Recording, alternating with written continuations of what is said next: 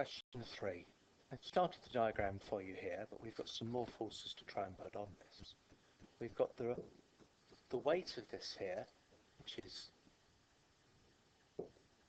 3.92 newtons pulling downwards, and we've also got the normal reaction of the curtain pole sticking upwards.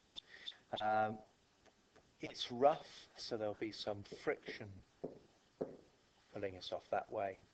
And this tension here, the tension here is 2.5 newtons. So we'll split this into this part here, which we're going to be 2.5 cos theta, and the bit pulling down, which is 2.5 sine theta. So the diagram starts like that. And in fact, I can improve it a tiny bit more as well, can't I? Because we do actually know what theta is. So we've got 2.5 because of 39.8 and 2.5 sine of 39.8. Let's look at these forces now. The forces in the horizontal direction. No, I'll do it in the vertical direction first of all. In the vertical direction, we have R.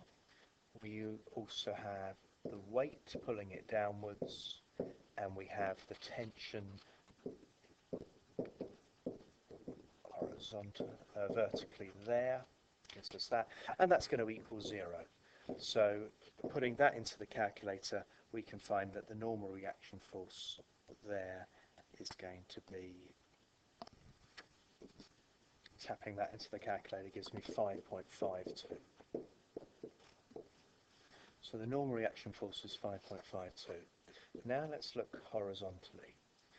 And horizontally, we've got 2.5 cos of 39.8 pulling it to the right, minus the friction. So the friction is mu times by the 5.52, pulling it to the left.